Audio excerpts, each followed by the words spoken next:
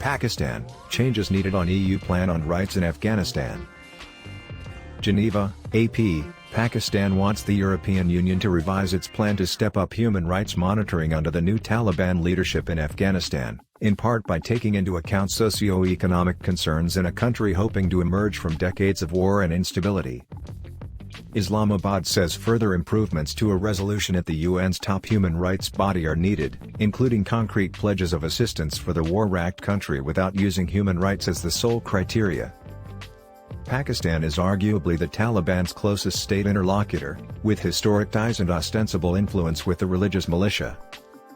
The European bloc is leading an effort backed by more than 40 countries at the Human Rights Council to pass a resolution next week that would, among other things, name a special rapporteur on Afghanistan to help the country uphold its international commitments on human rights and offer support to advocacy groups, much of whose work has been disrupted under the new leadership.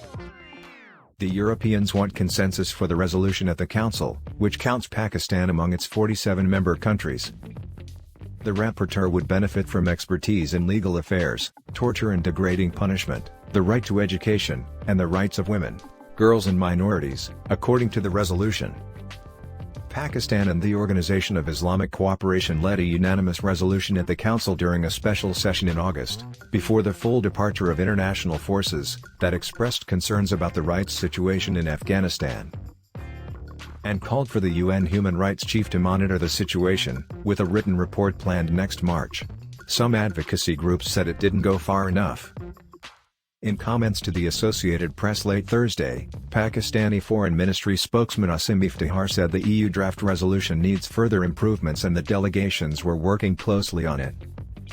He said Pakistan believes the EU initiative does not add any value to the OIC resolution adopted just a month ago with agreement of all Council members.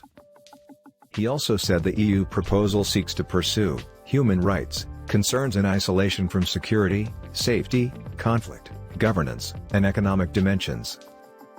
The EU initiative is geared towards civil and political rights only, without any consideration of economic and social rights. Iftihar added, "We have also advised them to include some indication/element of assistance for Afghanistan, without elaborating." The reservations from Islamabad suggest that diplomatic wrangling lies ahead in coming days.